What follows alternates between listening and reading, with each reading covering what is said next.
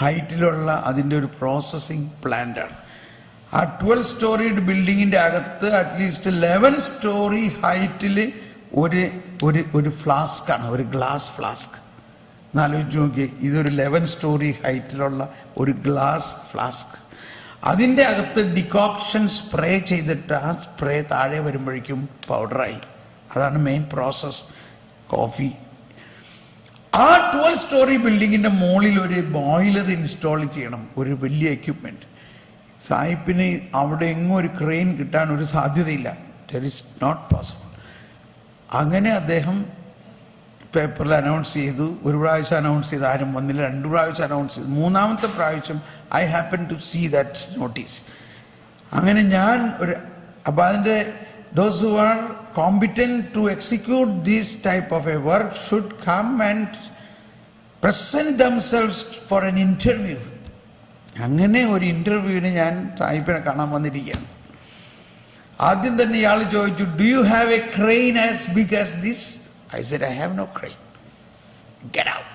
You cannot do it. ഇയാളൊക്കെ shout ചെയ്ത് scream ചെയ്ത് ദേഷ്യപ്പെട്ട്. പക്ഷെ ഇപ്പം ഞാൻ മിണ്ടാതിരിക്കും. എന്ത് ചെയ്യും ഇയാളോട്, എന്ത് പറയും? പരിശുദ്ധാത്മാവിൻ ശക്തി തരണേ. അപ്പം ഞാൻ പറഞ്ഞു, please allow me to speak 1 more sentence. No, you cannot do it. Go away. I said, please, I have an idea. No, I don't want to listen to your ideas. I prayed, oh Holy Spirit, help me. I requested. Finally, I said, 1 sentence I want to say. Only 1 sentence. ഇനിയിപ്പോൾ എൻ്റെ challenge എന്താണ്? ഈ 1 സെൻറ്റൻസിൽ I should convince him and I should get the contract in 1 sentence. എങ്ങനെ സാഹിബിനെ convince ചെയ്യാം? Crane ഇല്ലാണ്ട് ഇത് പണി ചെയ്യാൻ പറ്റും? അയാൾ പറഞ്ഞു, യെസ്, സ്പീക്ക്. എന്നിട്ട് പെട്ടെന്ന് എൻ്റെ ഉള്ളിൽ നിന്ന് വന്ന 1 സെൻറ്റൻസ് ഇതായിരുന്നു, V Indians made Taj Mahal without crane.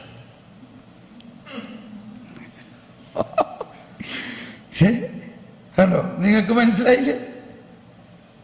V made Taj Mahal without crane. ഇയാൾ കണ്ണ് തള്ളിയത് മാത്രമല്ല,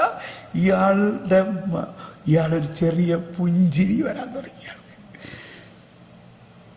ഇയാൾ പറഞ്ഞു, sit down and explain me, how is that? അപ്പം ഞാൻ പറഞ്ഞു, that I will not explain. അപ്പോൾ ഇയാൾ ഭയങ്കര കൂടുതൽ ആങ്ഷ്യസ് ആയി. Then he guaranteed, I will not use your technology, I will keep it as yours, but I must know what are you, how are you. അങ്ങനെ ഞാനത് explain ചെയ്ത് കഴിഞ്ഞപ്പോൾ ഇയാൾ പറയാണ്, how you got this idea? We have been brainstorming. അതാണ് brainstorming last 6 months. അതാണ് നമ്മൾ brainstorming ആണ്. പക്ഷേ what is required is only ask Holy Spirit, give me wisdom, knowledge and understanding. അങ്ങനെ ഇന്ത്യയിലെ ഒരുപാട് കെമിക്കൽ ഫെർട്ടിലൈസർ ഇങ്ങനെയുള്ള പ്ലാന്റുകളിലേക്ക് പ്രോബ്ലം ഷൂട്ടിംഗ് ഞാൻ ചെയ്തിരുന്നത് it was with wisdom of God.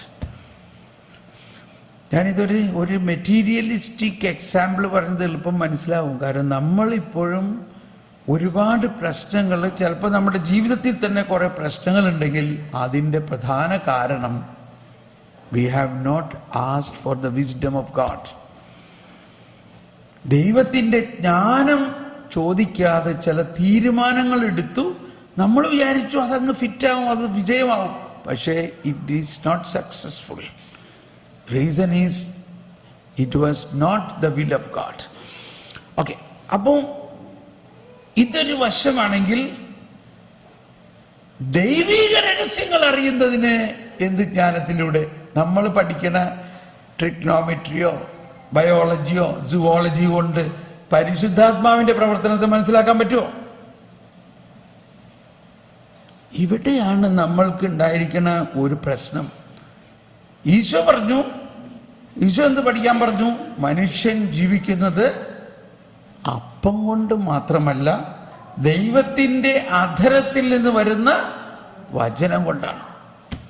എന്നിട്ട് നമ്മളെ ചെറുപ്പം മുതലേ അതാണോ പഠിപ്പിച്ചത്?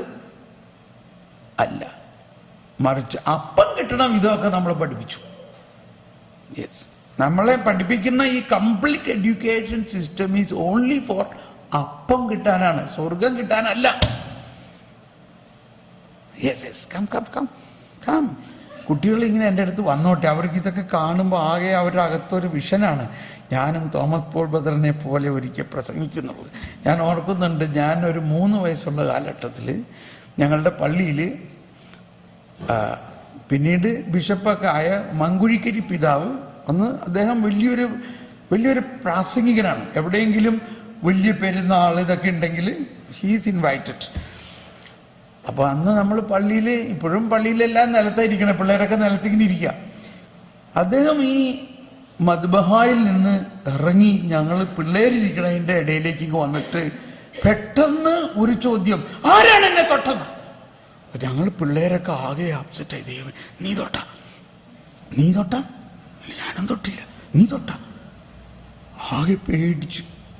ഞങ്ങളാരും തൊട്ടില്ല എന്നുള്ള ഞാൻ ഓർക്കുകയാണ് ഇപ്പോഴും ആ ഒരു ഫീല്. എന്നിട്ട് കുറച്ച് കഴിഞ്ഞപ്പോഴാണ് പറയണത്, ഇത് 2000 വർഷങ്ങൾക്ക് മുമ്പ് പലസ്തീനയിലെ തെരുവിൽ ഉയർന്ന ശബ്ദമാണ്. ഓ, സമാധാനമായി.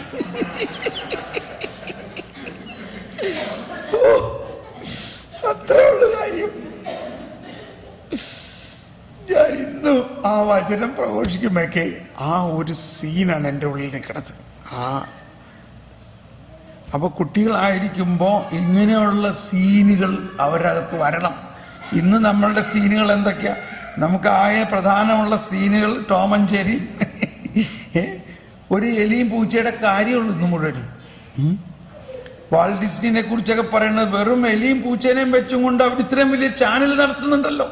എന്നിട്ട് കർത്താവ് ഈശോശയും വെച്ചിട്ട് നിങ്ങൾ എന്താ നടത്തലെന്ന് എന്നോട് കർത്താവ് പറയണത്, നമ്മള് കുട്ടികൾക്ക് വേണ്ടി നല്ല ഒരു ക്ലാസിക് ആയിട്ടുള്ള ഒരു കാർട്ടൂൺ ചാനൽ, ഈ മനുഷ്യർ ശബ്ദം, മൃഗങ്ങൾ സംസാരിക്കാത്ത ഒരു ചാനൽ, എന്തോ ഒരു വലിയ ഒരു അൺറിയലിസം ആണെന്ന് ആലോചിച്ച് നോക്കിയേ. ദൈവം തൻ്റെ ശബ്ദമാണ് മനുഷ്യൻ സംസാരിക്കുന്നത്. പക്ഷേ കാർട്ടൂണിൽ എന്താണത്? കാർട്ടൂണിൽ ഇതെല്ലാം മൃഗങ്ങൾ സംസാരിക്കുന്നു. അപ്പൊ മൃഗങ്ങൾ മനുഷ്യ ശബ്ദം സംസാരിക്കുകയും ആ തരത്തിലുള്ള പലതും ചെയ്യുക എന്നത് കംപ്ലീറ്റ് ഒരു അൺറിയലിസമാണ്. അപ്പൊ ഈ അൺറിയലിസം ഇവരുടെ ഉള്ളിലേക്ക് ഇങ്ങനെ പ്ലാന്റ് ചെയ്യാണ് നമ്മളിത് കാണുമ്പോൾ. അങ്ങനെയാണ് പല കുട്ടികൾക്കും അൺറിയലിസ്റ്റിക് ആയിട്ടുള്ള കാര്യങ്ങൾക്കാണ് താല്പര്യം, നാച്ചുറൽ ആയിട്ടുള്ള കാര്യങ്ങൾ താല്പര്യമില്ല. പപ്പയും മമ്മിന്റെ കൂടെ ചേരി ഇരിക്കാൻ പറഞ്ഞാൽ that is natural, that they don't want.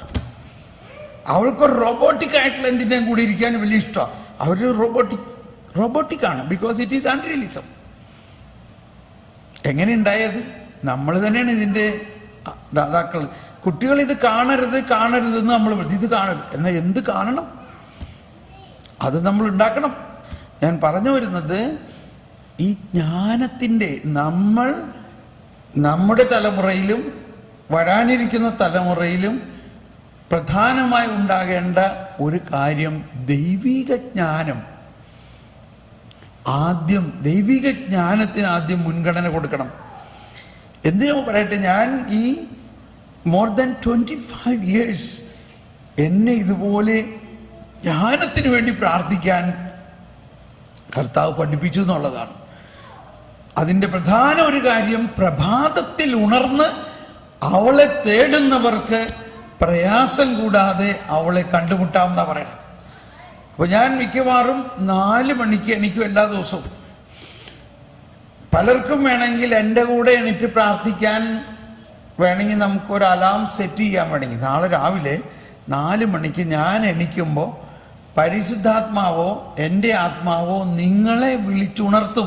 നിങ്ങൾ അലാം വെക്കണ്ട. Do you want to try that?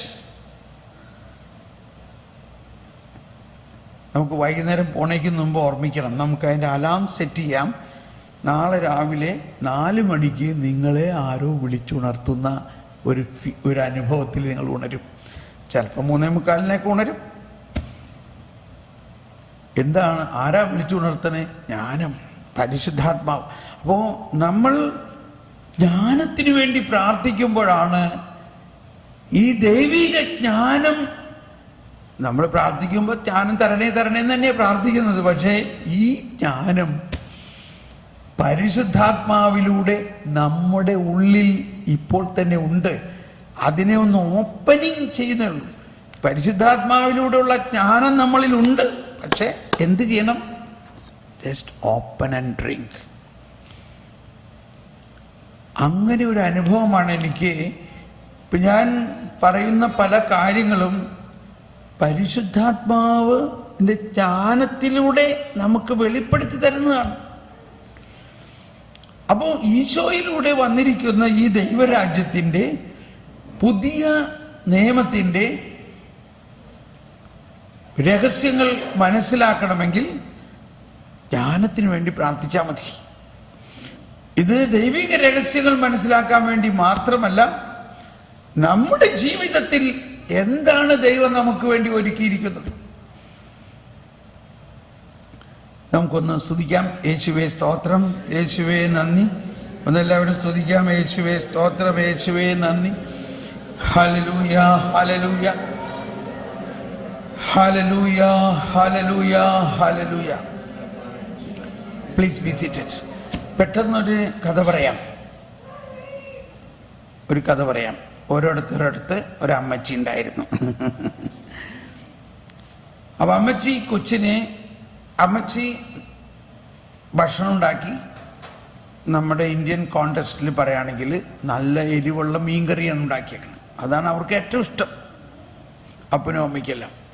പക്ഷേ ഈ കൊച്ചുങ്ങൾക്ക് അത് കൊടുക്കരുതല്ലോ. എരിവുള്ള മീൻകറി കൊച്ചിന് കൊടുത്താൽ കൊച്ച് അസുഖമാവും. അതുകൊണ്ട് അമ്മച്ചി കൊച്ചിന് എരിവില്ലാത്ത ഭക്ഷണം, നല്ല രുചികരമായ പോഷകമുള്ള വേറെ ഭക്ഷണം ഉണ്ടാക്കി.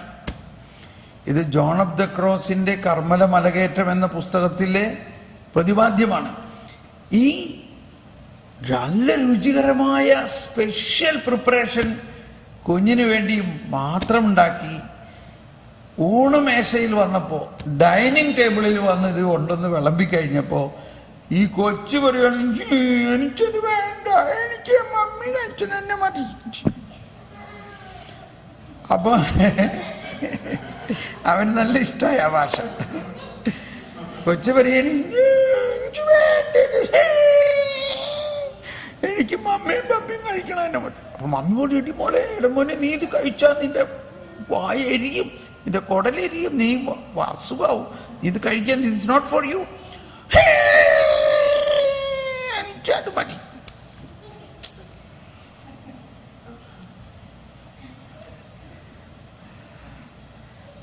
അങ്ങനെ കുറേ പ്രാവശ്യം ഇത് കരഞ്ഞു. എന്ത് ചെയ്തിട്ടും അതിനു വേണ്ടി പ്രത്യേകം ഉണ്ടാക്കി വെച്ച ഭക്ഷണം അതിന് വേണ്ട.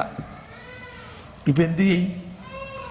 ഇപ്പോൾ അപ്പം പറഞ്ഞു എന്നാൽ അത് ചോദിക്കണത് അതിന് കൊടുക്ക്, അത് ചോദിക്കണത് കൊടുക്കത്, അല്ലെങ്കിൽ ഒന്നും കഴിച്ചില്ലെന്ന് വരും. എന്തെങ്കിലും ആവട്ടെ. എന്നോട് ക്ഷമിക്കണം, ജോൺ ഓഫ് ദ ക്രോസ് ആണ് പറയണത്. നമ്മുടെ അധികം പ്രാർത്ഥനകളും ഇതുപോലെയാണെന്നാണ് പറയണേ. കോണ്ടെസ്റ്റ് ജ്ഞാനത്തെക്കുറിച്ചാണ് പുള്ളി പറയണത്.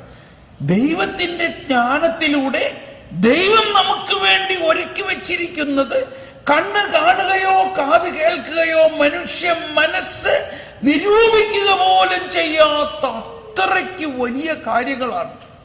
പക്ഷെ അത് അവിടെ ഇരിക്കുകയാണ്. എന്തുകൊണ്ടത് അവിടെ ഇരിക്കുന്നു? നമ്മുടെ മാനുഷിക ബുദ്ധിയിൽ രൂപം കൊണ്ട ചില ആഗ്രഹങ്ങൾ.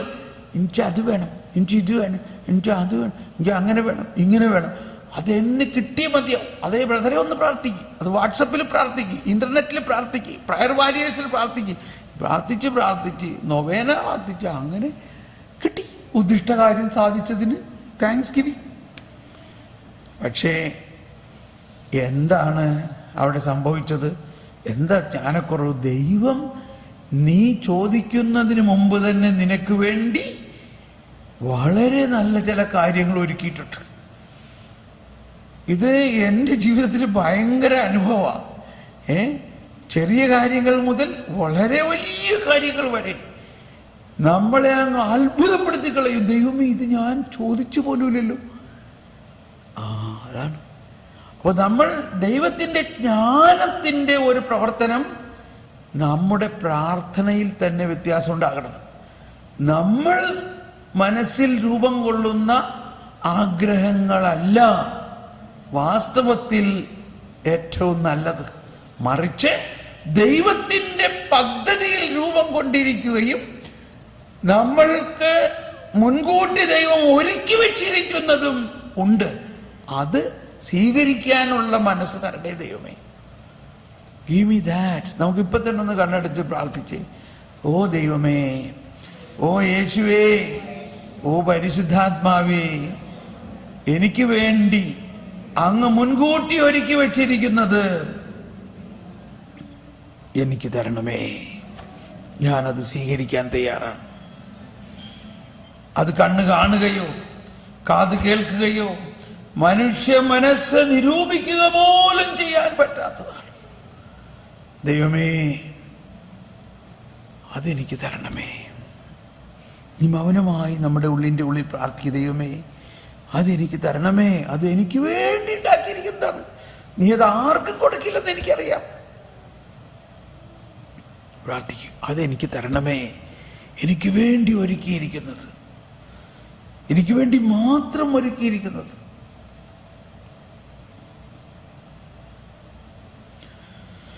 ഓ ജ്ഞാനമേ. Praise the Lord. കണ്ടോ, ഇത് പ്രാർത്ഥനയിൽ ഉണ്ടാകേണ്ട അടിസ്ഥാനപരമായൊരു വ്യത്യാസമാണ്. ഇങ്ങനെ നിങ്ങൾ ഈ ദിവസങ്ങളിലൊന്ന് പ്രാർത്ഥിച്ചു നോക്ക്. പെട്ടെന്ന് ഭയങ്കര വ്യത്യാസം വരുന്ന കാണാം പലതും. കാരണം അത് അവിടെ ഒരുക്കി വെച്ചിരിക്കുകയാണ്. നമ്മൾക്ക് വേണ്ടി ഉണ്ടാക്കേണ്ട ആവശ്യമില്ല. It is already there, but we are not recognising, we are not receiving it. Okay, നമ്മളിപ്പോൾ തൽക്കാലം നിർത്താൻ പോവുകയാണ്. ഈ സെഷൻ നിർത്തിയിട്ട് നിങ്ങളിപ്പോൾ കരുണക്കൊന്ത ചെല്ലാം. കരുണക്കൊന്ത സാധാരണഗതിയിൽ 3 മണിക്ക് ചെല്ലുന്നത് ഈശോയുടെ പീഠാനുഭവത്തിലാണ്. കരുണയുടെ ഏറ്റവും വലിയ ഒഴുക്കുണ്ടായെന്നുള്ള അർത്ഥത്തിലാണ്. എന്നാൽ കരുണ നിത്യമായിട്ട് ഒഴുകുന്നതാണ്. അപ്പോൾ ആ ബോധ്യത്തോടെ നമ്മൾക്ക് ഇപ്പോൾ കരുണക്കൊന്ത ചെല്ലാം. നിങ്ങൾ തന്നെ ആരെങ്കിലും ലീഡ് ചെയ്യും. ഈ കരുണക്കൊന്ത കഴിഞ്ഞ് കഴിയുമ്പോഴേക്കും അബ്രാഹവച്ചൻ വരും. നമ്മൾക്ക് പിന്നെ വിശുദ്ധ ബലിയർപ്പണമാണ്. സീറോ മലബാർ കുർബാന ക്രമത്തിലുള്ള ബലിയർപ്പണമാണ്. പിന്നെ അതിനുശേഷമായിരിക്കും ക്ലാസ് കേട്ടോ. അതിനുശേഷം നമുക്ക് ബ്രേക്ക് എടുത്ത് ചായയൊക്കെ കുടിക്കാം. അതിന് നല്ലത്. Okay, so we start.